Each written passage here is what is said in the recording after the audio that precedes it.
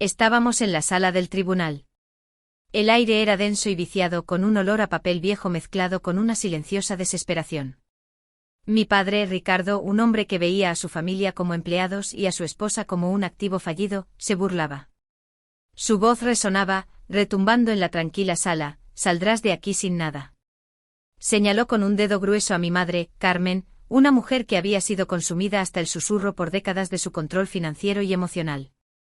Ella temblaba, todo su cuerpo se sacudía, y su mano se detuvo justo cuando iba a tomar el bolígrafo para firmar el acuerdo de divorcio, el documento que pondría fin a sus 30 años de matrimonio con apenas unas migajas. No pude seguir mirando. Me levanté mi silla arrastrándose ruidosamente por el suelo. La tensión se volcó sobre mí. «Su señoría, por favor, abra el sobre». Mi voz era baja, pero atravesó la sala como una cuchilla. Coloqué un sobremanila sencillo, sin nada especial, sobre el estrado del juez. El juez, un hombre de aspecto cansado, suspiró, claramente molesto por la interrupción. Lo abrió de un tirón, sus ojos escaneando la primera página. Entonces se le abrieron de par en par. Me miró a mí, luego de nuevo al papel. Se le escapó una pequeña risa ahogada que intentó reprimir. No pudo. Se inclinó directamente hacia el micrófono con una sonrisa que se extendía por su rostro mientras susurraba: «Oh, esto es brillante». Observé la cara de mi padre. La máscara de suficiencia y triunfo se disolvió, reemplazada por una confusión enfermiza y pálida. Su bravuconería había desaparecido, sustituida por el horror naciente y desconocido de perder el control. Todo había comenzado 6 semanas antes. Estábamos en un asador elegante, de esos con maderas oscuras y una iluminación tan tenue que parecía una cueva. Este era el momento que Ricardo había elegido para presentar su oferta final de divorcio. Deslizó un delgado fajo de papeles por la mesa, la salsa de la carne en su plato peligrosamente cerca. Era ruidoso, ostentoso, actuando para los otros comensales. «Esto es más que generoso», declaró. Mi madre simplemente miró los papeles, su rostro ceniciento. Vi los números. Eran un insulto. «Papá, esto no es justo», comencé intentando mantener la voz neutra. «Esto no es una división legal de bienes. Esto es». Él me interrumpió con una fuerte risa. «Aitana, por favor», dijo agitando la mano con desdén. «Dedícate a tus pequeños papeles del ministerio.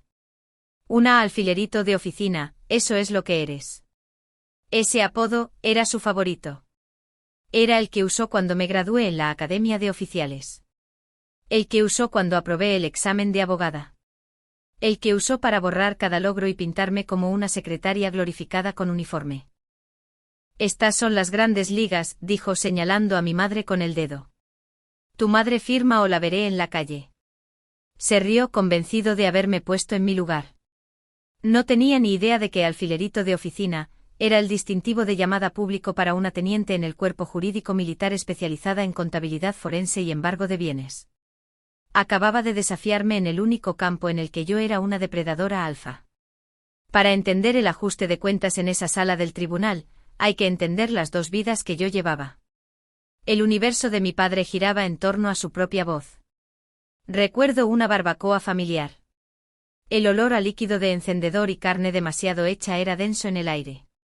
Ricardo era el centro de atención junto a la parrilla, con una cerveza en una mano y unas pinzas en la otra, alardeando de sus complejos acuerdos de envío internacionales.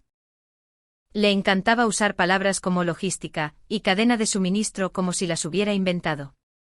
Nuestros parientes y sus amigos aduladores asentían, hipnotizados por sus relatos de cómo burlaba aduanas y navegaba por mercados extranjeros traicioneros. En su propia mente era un titán de la industria, un hombre hecho a sí mismo que dominaba el mundo. Me vio de pie junto a la puerta del patio, tranquila, solo observando. Sonrió y me llamó. «Aquí está», dijo con voz fuerte, abrazándome torpemente con un brazo. «Aitana, ¿cuándo vas a dejar ese uniforme de exploradora glorificada y conseguir un trabajo de verdad? ¿Algo que realmente pague?» La multitud rió. Yo solo sonreí, una expresión tensa y practicada que había perfeccionado durante 2 décadas. Me dio una palmada brusca en la cabeza. Del tipo que se le da a un perro. Ah, simplemente no lo entiendes, cariño, dijo, su voz bajando a un tono conspiratorio y condescendiente. Es un mundo de hombres. Cíñete a tus papeles. Yo solo asentí con la familiar quemazón subiendo por mi garganta. Vi a mi madre al otro lado del patio, forzando una sonrisa, sus ojos rogándome que no empezara nada. No lo hice. Simplemente fui a buscar un vaso de agua. El registro interno en mi cabeza registraba otra entrada, otro desprecio, otro borrón casual de toda mi vida. Lo que él llamaba papeles era un mundo diferente. Era un mundo que él ni siquiera podía imaginar. Era una sala estéril sin ventanas llamadas CIF. Una instalación de información compartimentada sensible.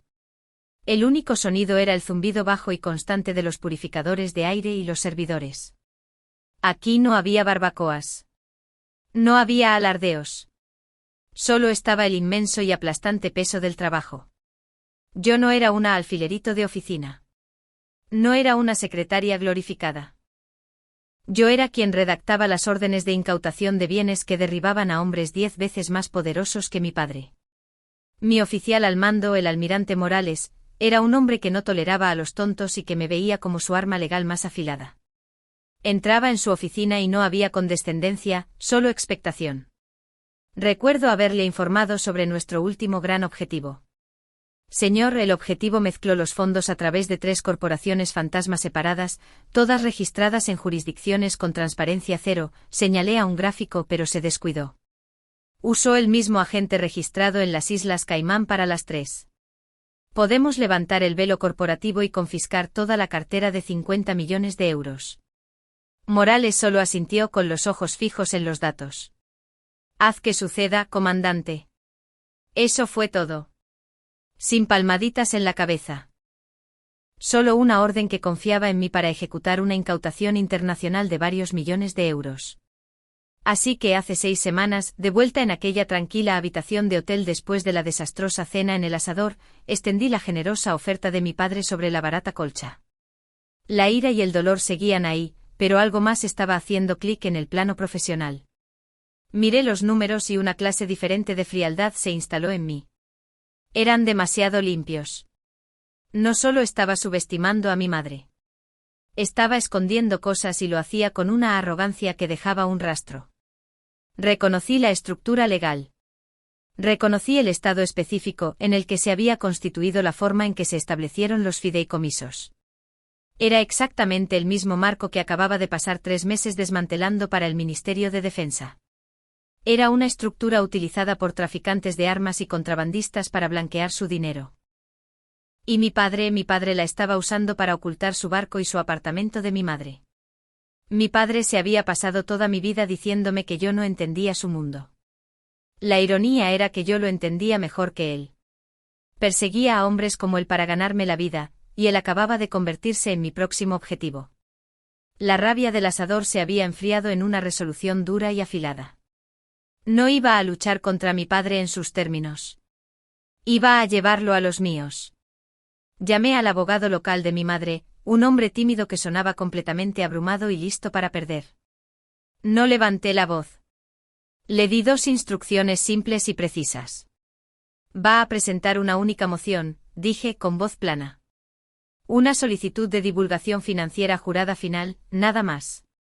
Y cuando lleguemos a la audiencia final, me cederá su tiempo. Eso es todo. Él estaba confundido pero accedió. Esta era la parte que mi padre siempre se burlaba. Mi pequeño papeleo del ministerio. No tenía ni idea de lo que realmente era ese papeleo. Esto no era piratería informática. Eso es sucio. Esto era cirugía. Durante 2 semanas me senté en la oscuridad con mi portátil como única luz y cacé. No necesitaba infringir leyes. Solo necesitaba leer las que él ya había infringido. Usé mis conocimientos de derecho financiero internacional y bases de datos de corporaciones cruzadas. Mi padre, en su arrogancia, creía que era un tiburón en un océano global. No tenía ni idea de que un leviatán lo estaba rastreando desde las profundidades. Me llevó 36 horas, pero lo encontré. Por supuesto que lo encontré. Una LLC recién constituida en las Islas Caimán. ¿Y el nombre? El estómago se me revolvió.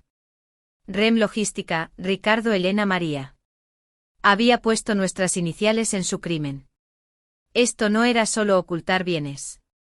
Esto era un trofeo. Esta era su última y repugnante broma. Vi las transferencias bancarias. Más de 7 millones de euros, 72 de sus bienes matrimoniales desviados después de que él solicitara el divorcio. No era solo inmoral. Era un caso de manual de traspaso fraudulento. No le envié esto al abogado de mi madre. Esta era mi evidencia, mi procedimiento y mi jurisdicción. Lo imprimí todo. Los documentos de constitución de las Caimán, los recibos de transferencia bancaria con sello de tiempo y una sola página resaltada del Código Legal Estatal, la que cubría el perjurio en una declaración financiera jurada. Lo sellé todo en ese único y sencillo sobre Manila. Compré un billete de avión y entré en aquella sala del tribunal, con mi uniforme planchado, listo para la inspección. Mi padre iba a la corte para una vuelta de victoria. Estaba a punto de jurar sobre la Biblia que su declaración fraudulenta era la verdad. No tenía ni idea de que no solo entraba en una audiencia de divorcio. Entraba en una auditoría realizada por mí. Y así, estábamos de nuevo en la sala del tribunal. Se sentía como el acto final de una obra que mi padre había estado escribiendo durante 30 años. Entró con esa familiar y repulsiva arrogancia, dando una palmada en la espalda a su abogado. Se sentó en su mesa y guiñó un ojo a mi madre. Un gesto de una condescendencia tan profunda que me revolvió el estómago. Mi madre, Carmen, solo miraba sus manos, que estaban tan apretadas en su regazo que sus nudillos estaban blancos. Parecía un fantasma, un recipiente vacío esperando el golpe final. Yo me senté detrás de ella. Mi espalda recta como una tabla. Mi propio uniforme se sentía como una armadura, pero él ni siquiera lo veía. Solo veía a alfilerito de oficina.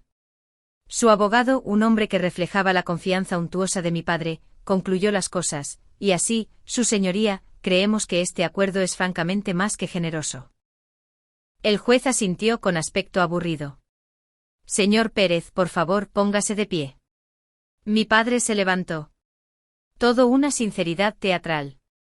Jura bajo pena de perjurio que estos documentos representan su estado financiero completo y total, sus bienes, sus pasivos, todo. Mi padre puso la mano sobre la Biblia. Miró directamente a mi madre, una sonrisa cruel y triunfante asomando en sus labios. Absolutamente, su señoría, dijo con voz fuerte. Cada última pizca, la mentira flotaba en el aire, densa y tóxica. Su abogado deslizó los papeles del acuerdo delante de mi madre.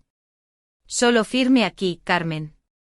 Y fue entonces cuando no pudo evitarlo. La última vuelta de la cuchilla. Se inclinó hacia adelante y siseó lo suficientemente alto como para que las 3 primeras filas oyeran: saldrás de aquí sin nada. Un pequeño sonido ahogado escapó de la garganta de mi madre. Cogió el bolígrafo, su mano temblaba tan violentamente que apenas podía sostenerlo. Vi la tinta temblar sobre la línea de la firma. Este era el momento. La culminación de cada logro ignorado, cada cariño despectivo, cada palmadita en la cabeza. Este era el coche que se compró cuando dijo que no podíamos pagar mis libros de la universidad. Este era el discurso del mundo de hombres en la barbacoa. Todo coalesció en este único y terrible momento de la firma. Me puse de pie. El chirrido de mi silla fue el único sonido en la habitación. Su señoría, tengo un asunto para consideración de la corte.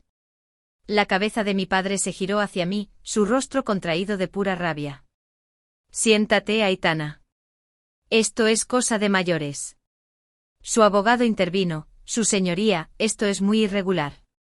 Es su hija. No tiene legitimación. El juez me miró, su mirada molesta. Señorita, ¿quién es usted? Respiré hondo. Lenta y deliberadamente alcé la mano y me quité mi gorra de uniforme de la Marina, y la coloqué perfectamente en el estrado frente a mí. Miré más allá de mi padre, más allá del abogado que farfullaba, y directamente al juez. Teniente Comandante Aitana Pérez, Cuerpo Jurídico Militar de la Armada Española, número de colegiado 88.451. La atmósfera de toda la sala cambió. El juez se incorporó, su aburrimiento se evaporó al instante. No estoy aquí como un miembro de la familia, continué, mi voz tranquila y resonante, con una autoridad que él nunca había oído, sino como oficial de este tribunal. Tengo pruebas materiales de perjurio y fraude financiero directamente relacionadas con estas actuaciones. La boca de mi padre estaba abierta. Su abogado parecía como si le hubieran abofeteado. Su señoría, protestó. El juez levantó una mano, sus ojos ahora fijos en mí. Acérquese, comandante. Avancé, el chasquido de mis tacones era el único sonido. Coloqué el único sobre Manila en su estrado. Esto es lo que mi padre, el señor Pérez, no reveló. La sala del tribunal estaba en silencio sepulcral. El juez abrió el sobre de un tirón. Observé su rostro, molestia, confusión. Sus ojos escanearon la primera página. La segunda, sus cejas se levantaron, y luego la reacción que atesoraré por el resto de mi vida. Ahogó una risa.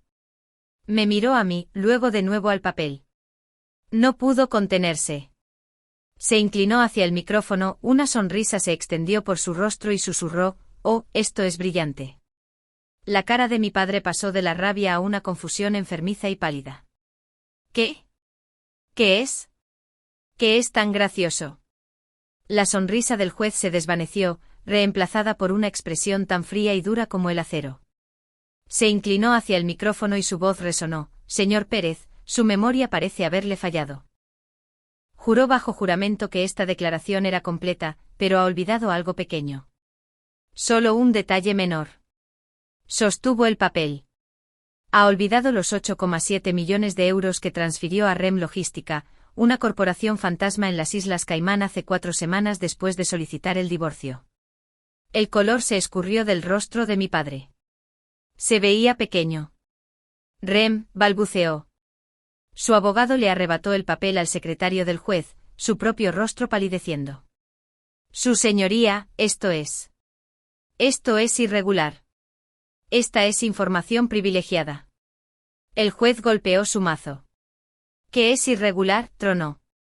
Es un perjurio flagrante en mi sala. Lo que es irregular es usar una estructura de traspaso fraudulento de 3 niveles idéntica a las de una lista de vigilancia federal de incautación de bienes. Me miró y por primera vez en mi vida, me sentí vista. Teniente comandante, dijo, su voz llena de genuino respeto. Su documentación es la pieza de contabilidad forense más meticulosa y condenatoria que he visto jamás. Este acuerdo queda anulado. Su señoría, suplicó mi padre. El juez lo ignoró. Todos los bienes nacionales e internacionales quedan congelados a la espera de una investigación criminal que solicito personalmente a la Fiscalía. Y concedo el 100% de los fondos descubiertos, los 8,7 millones de euros, a la señora de Pérez como daños punitivos. Hemos terminado aquí. Mi padre se había pasado toda mi vida intentando enseñarme sobre el poder. Al final, todo lo que hizo falta fue un sobre para mostrarle cómo era la verdadera autoridad. El golpe del mazo se sintió definitivo, como una puerta que se cierra de golpe en toda mi infancia. La sala del tribunal estalló, no en aplausos, sino en una ráfaga de ruido agudo y aterrorizado. Mi padre, Ricardo, farfullaba. Su rostro era de un tono rojo jaspeado y aterrador, y señalaba con el dedo a su abogado, su voz un susurro, «Arregla esto. Tienes que arreglar esto». ¿Qué hizo ella?